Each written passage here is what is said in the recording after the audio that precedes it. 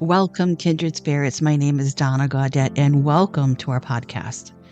Have you ever shared something that really hurt only to be told, just stay positive? And somehow you felt even more alone. There's this quiet pressure in the world right now to be okay, to sound okay, even when we're not. And today I want to talk about that, not in a heavy way, but in a real, honest, human way. Because if you've ever felt dismissed, especially while navigating chronic pain, overwhelm, invisible illness, grief, or anything, this conversation is for you. You don't have to be positive to be healing, and you don't have to go through it alone. So today, this episode gently unpacks what toxic positivity or false positivity really looks like in everyday life, how it affects those with chronic illness, chronic pain, invisible conditions, as well as those who feel overwhelmed or maybe going through grief. The emotional toll of feeling dismissed, unheard, or misunderstood is real. And why grief doesn't respond to stay strong or everything happens for a reason. The difference between holding space versus trying to fix it, and how to support others and yourself with more compassion and awareness. And I'm going to give you 6 gentle, practical ways to move away from toxic positivity. So let's get started. When I was in high school in my journalism class with one of my all-time favorite teachers, Miss Dufresne, we learned that you will be inspired to write by the events going on around you, the things going on in your life, the things you read about, and the things that you see. And I have never lost this when writing or thinking of my next podcast episode idea. I get inspired every day through just normal things, whether I'm seeing something online, I'm watching a commercial, or even an ad pops up. Sometimes something will get implanted in my mind to say, this could be a podcast episode. This could be a topic. Let me just sit with it. I'll write it down, keep notes. And when you start seeing a synchronicity, you take notice. This is how today's episode came to be. It wasn't just the admonishment from people online who just wanted, quote, positive vibes only, unquote. It was more than that. Admittedly, I loved watching Sesame Street and Mr. Rogers growing up, and my kids did as well. And the other day, on a particularly bad pain flare day, lying in bed, and if you have chronic pain, you understand what that feels like. I was browsing the next thing to watch on Netflix and decided to take a look at Sesame Street. I know they recently transitioned over, and I just wanted to check it out. I figured Sesame Street would cheer me up, and I needed that this particular day. I just randomly picked an episode, and ironically, it had a segment about Elmo being sad because his dad was going to be going away for a little while. Now, Grover, we all know Grover, the little blue monster. And I use monster in the loosest term. He's a Muppet. I'm sorry. I shouldn't have said monster. Should have said Muppet. Grover, the optimistic Muppet he is, doesn't like to see anyone sad. He just wants Elmo to be happy. So he tries his best to make him laugh, to make him smile. And he's really trying. But nothing he does will make Elmo feel better. He gives up and runs into one of my favorite characters, Abby Cadabby. And, of course, Cookie Monster. By this point, he feels so defeated. He explains to them that Elmo was sad and he did everything he could to make him smile or laugh. But Elmo was still sad. He wanted to know if the magic wand that Abby Cadabby had would make Elmo feel better. So Abby proceeds to ask him what Elmo told him that he needed when he asked, "How can I help?" Grover is stunned and says he didn't ask what he needed. He just wanted to help Elmo. He wanted to fix it. He didn't want Elmo to be sad anymore. So Cookie Monster chimes in and says that he would not know what Elmo needed until he asked, "How can I help?" How many times have we just tried to make things better for people, assuming we knew how to fix it? Do we ever stop to ask, "How can I help?" It really sounds so simple, but for many of us, myself included, we forget that step and go into fix-it mode, or sometimes even judgment mode. So when Grover goes back to Elmo, he apologizes for assuming he knew how to help and finally asks Elmo, "How can I help?" Of course, Elmo appreciates the sentiment and tells him exactly what he can do to help. This was my aha moment. So simple, so easily explained, but so complex at the same time. Or is it? Haven't we all been on each end of that where we're the ones hurting and well-meaning friends, family, acquaintances just assume what was best and try to fix it? I know my husband was in that mode for a long time. Now he knows just to ask, what can I do?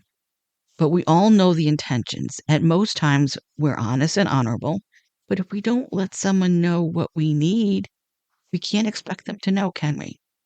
This led me to my second aha moment. I was looking through my memory feed on Facebook just after watching the Sesame Street episode, and a video popped up on my memory feed from 2018. And I'll post this video on our Facebook and group page as well. It was a TED Talk, which I love, by the way. I love TED Talks. And this one was about the gift of emotional courage by Susan David. In it, she talks about toxic positivity and moral correctness. How being sad or grieving was shunned and geared toward just be positive mentality. So how many times have you run into this in your life? I know for me, I've lost count. So you may have heard the phrase toxic positivity, or maybe not. And while that's the common term, what I'm really talking about here is something a little more tender to name.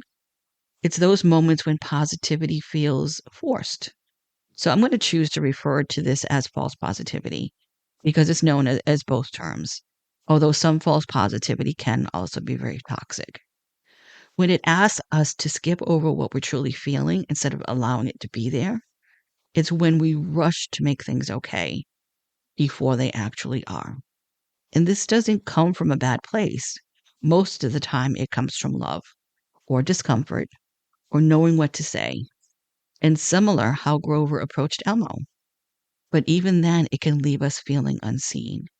Now, I belong to a couple of online groups, and when someone is asking you for either guidance or for for information or for anything, you'll have these well-meaning people that just says think positive or better days ahead or just don't think about it. Just all of these things that can come up that are really helpful because they really don't know what to say.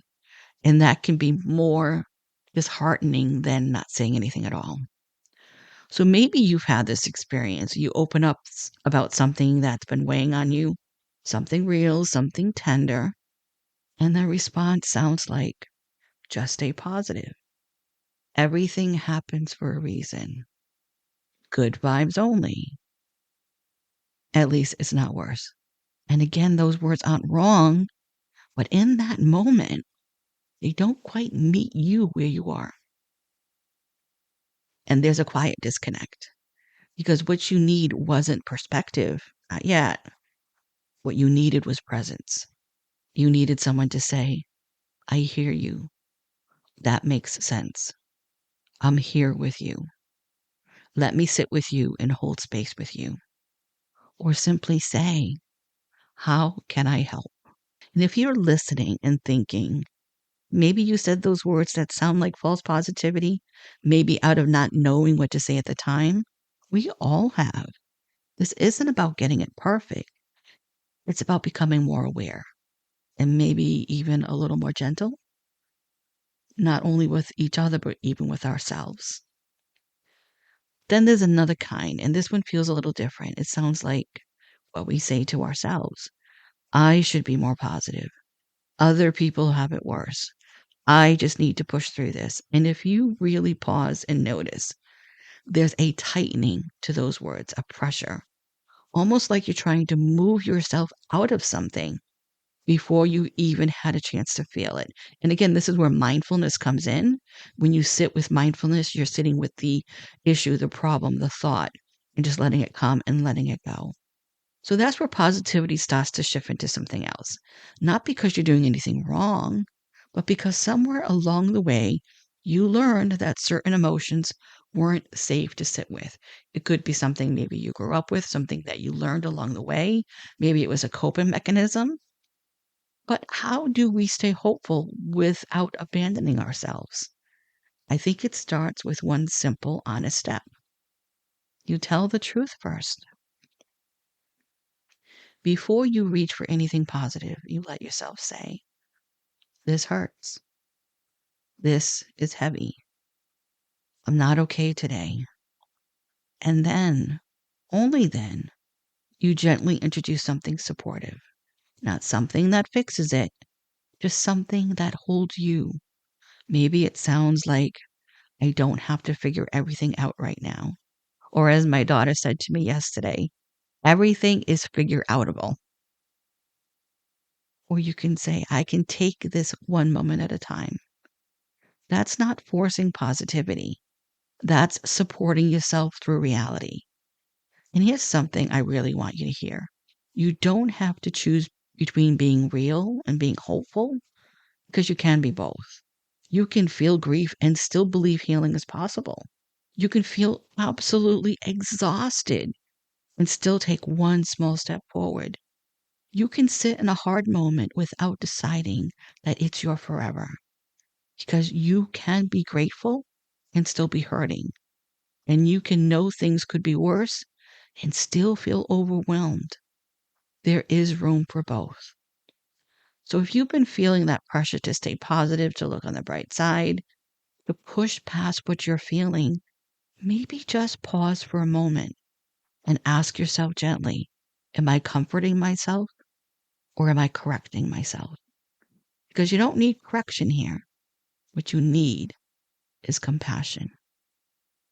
And maybe, just maybe, real positivity isn't about finding the light right away. Maybe it's about sitting in the dark and reminding yourself, I'm still here. I'm still trying. And you know what? That's enough for today. Years ago, I started reading anything I could get my hands on by the late, great Louise Hay. She was an inspiring, phenomenal woman who was an amazing human being. And if you ever have heard of Hay House, this was the company she started in her late 40s. And she had been through hell and back in her life. If you have the opportunity to read her books or listen to her audio programs or even find her on YouTube, you will find such compassion, delight, encouragement, and support in anything that she writes, reads, or speaks about. Okay, I digress. Louise Hay was about positivity and affirmations, and I ate that up because my life was so crappy and unsatisfying that I gravitated to anything that helped me with my positive mindset. And it worked beautifully. My thoughts did become my reality, and I finally believed that I could be better, that I was better, that I could do better, and that I was a better person because I believed in just taking anything negative and putting a positive spin on it. Let me know, have you done that before? I know I have many times. Well, over time, the reality of always thinking positive caught up to me. I had buried my head in the sand and was so afraid to have a quote negative thought unquote that I resisted. I wasn't grieving properly. My dad had passed.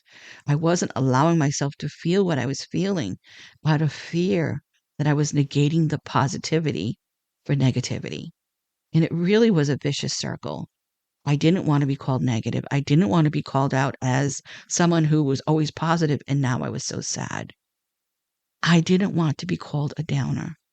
And people had come to rely on my positive attitude and my positive outlook that I suddenly start showing my sadness or my grief or my anxiety or my depression.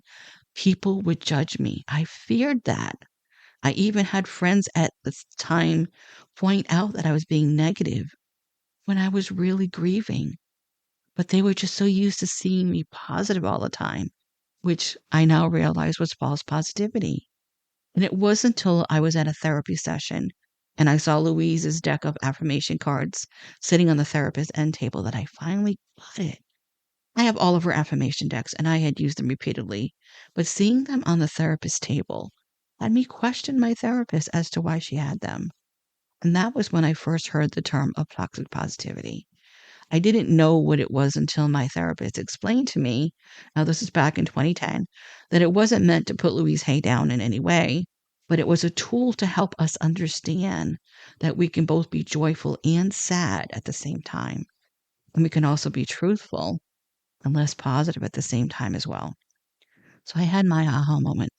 Louise wasn't teaching us to ignore the reality of life, but to make space for the positive.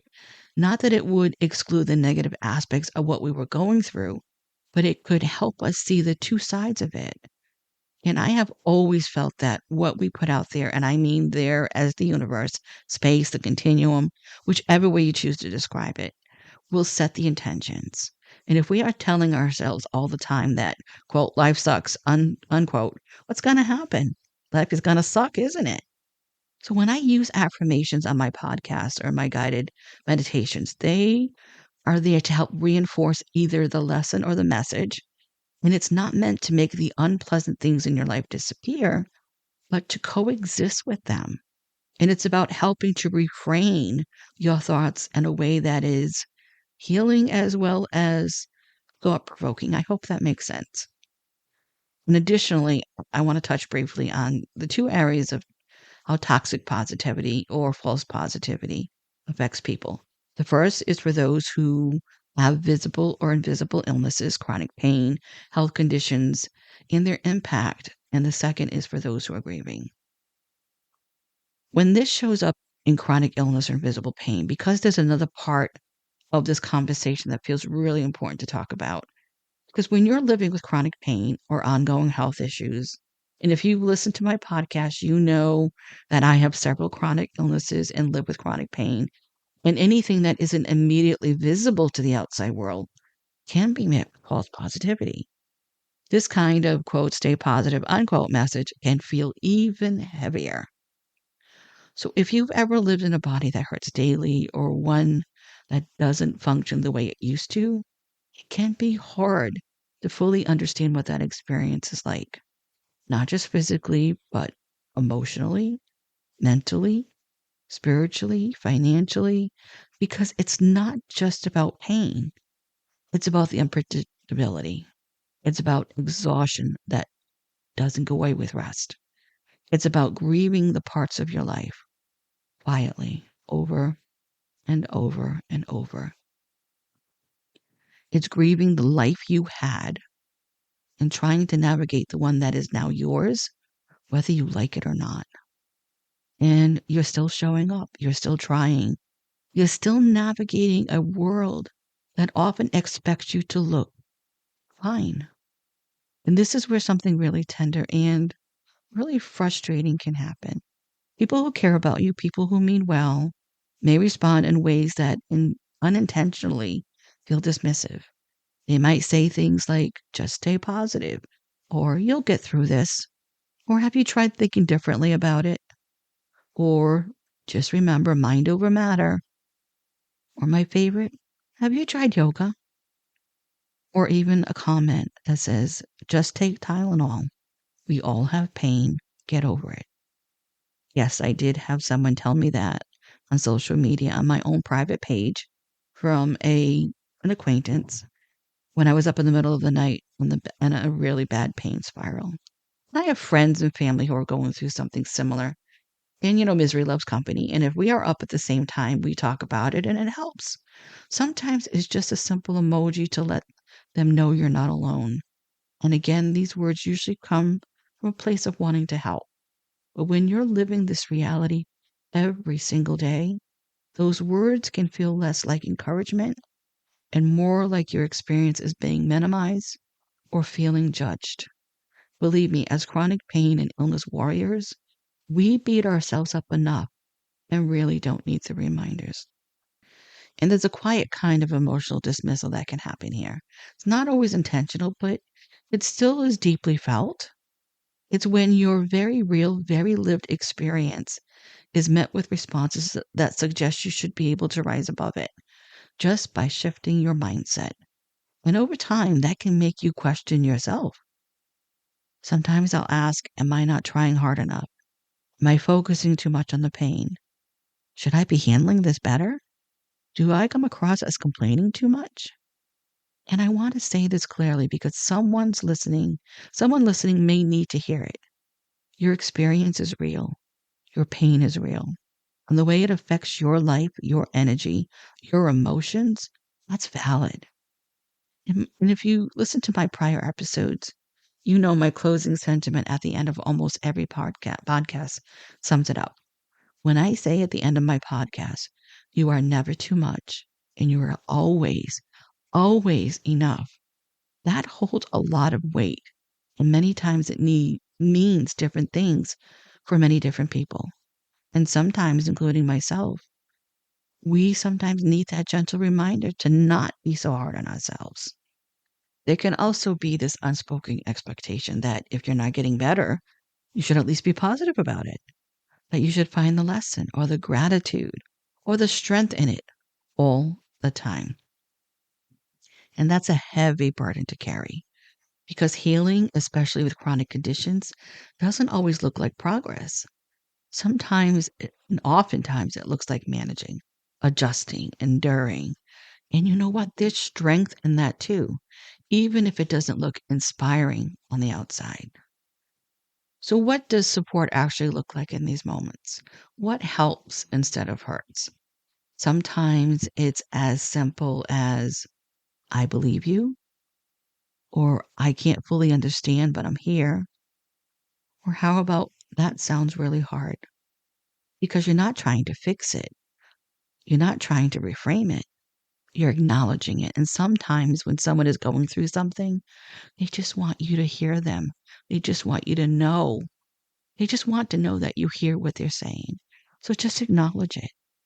And if you are someone living with chronic pain or invisible illness, this part's for you. You are allowed to set gentle boundaries around what feels supportive and what doesn't. You are allowed to say, I know you mean well, but what I really need right now is just to be heard. Or even just quietly remind yourself, I don't have to explain my experience to be allowed to have it. Let me say that again. I don't have to explain my experience to be allowed to have it.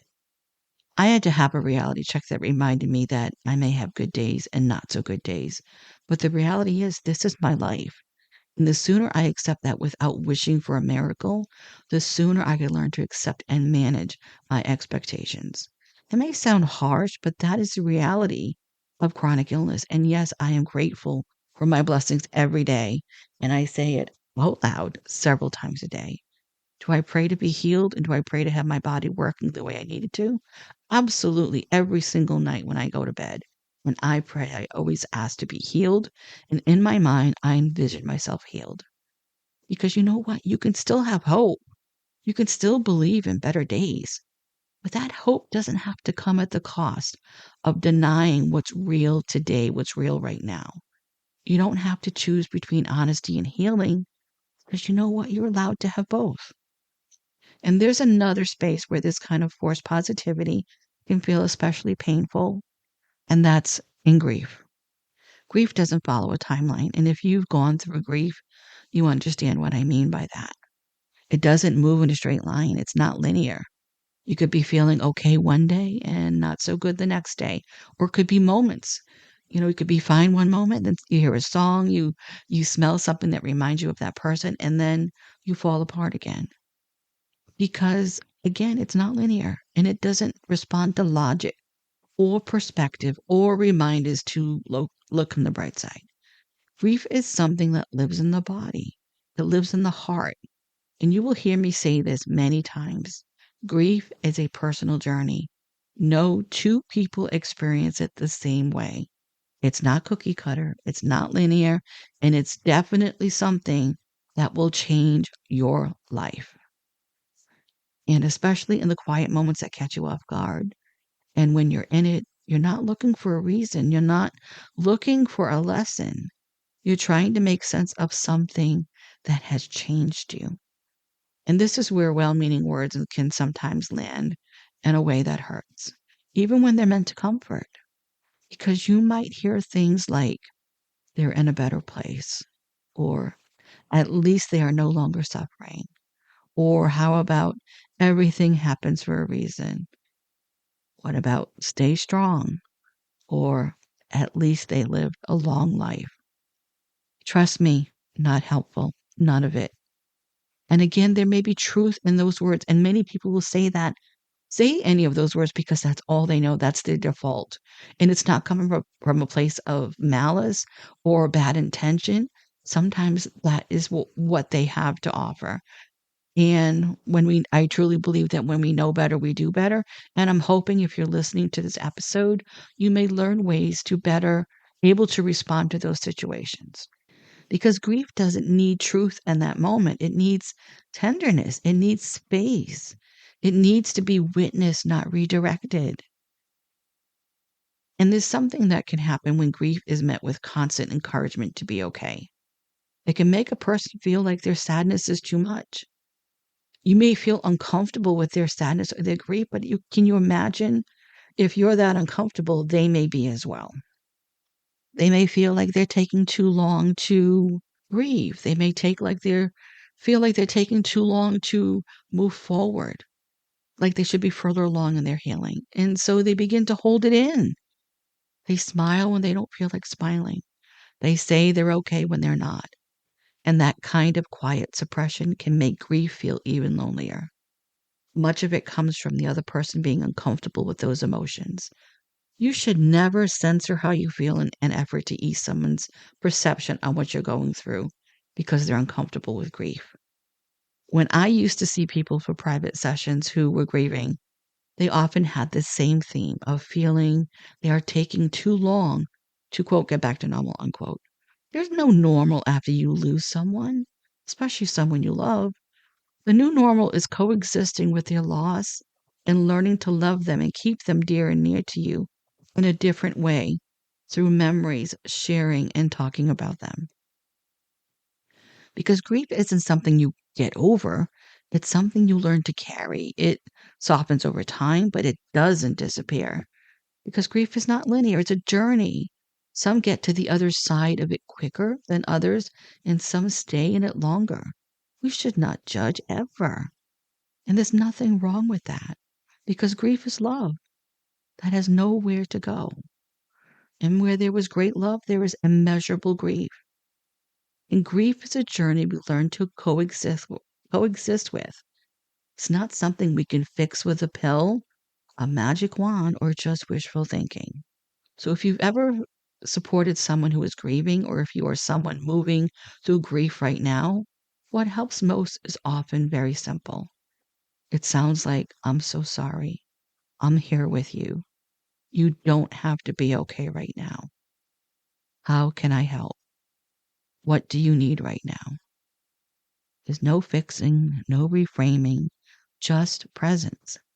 You may not think it's enough of what you're offering, but believe me, it is. And if you are grieving, I want to say this gently. You are allowed to feel it in your own way and in your own time. There's no timeline to follow. There's no version of strength you need to perform. You are allowed to miss, you're allowed to ache, you're allowed to remember, and you are allowed to take as long as you need.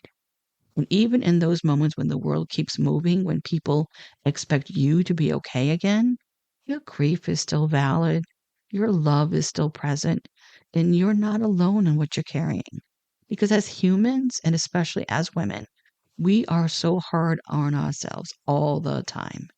We shoulder the blame, the responsibility, the burdens.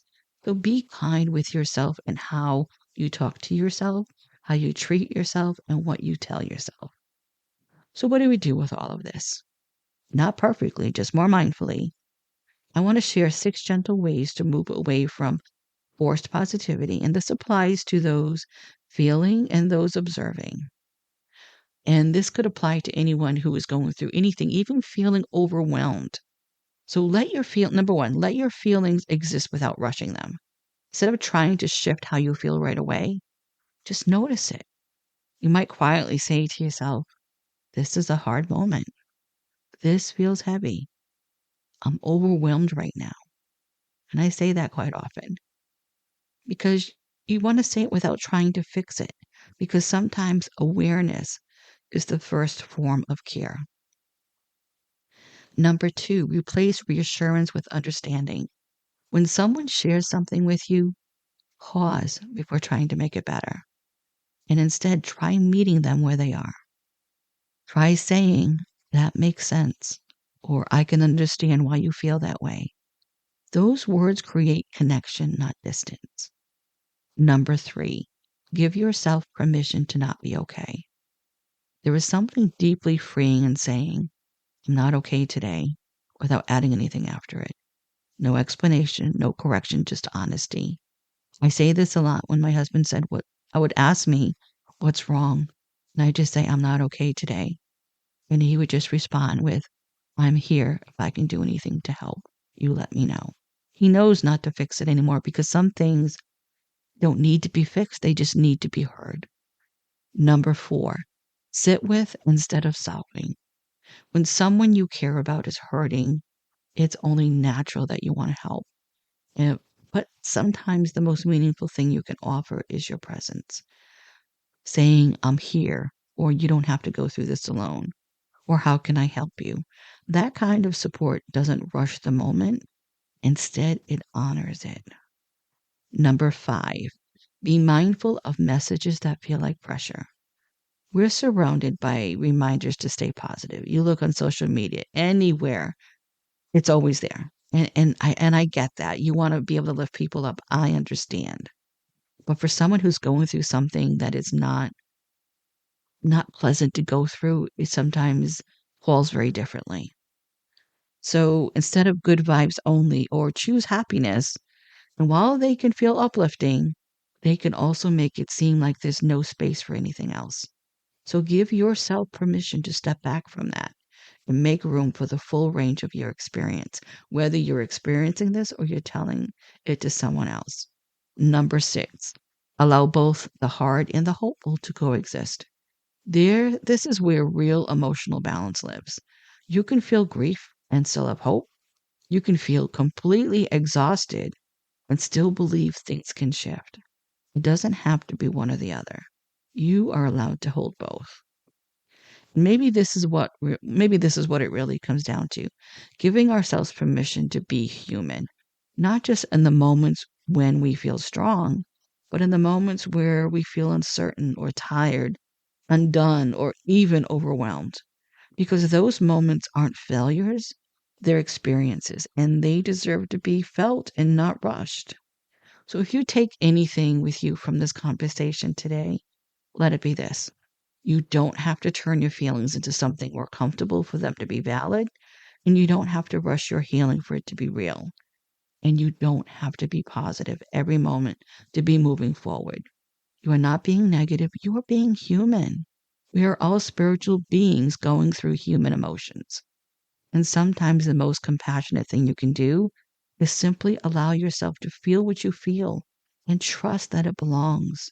And to continue this journey, I invite you to listen to the companion guided mindfulness meditation that is available where you found this episode. There are thoughtful journal prompts after the guided meditation on the episode description page.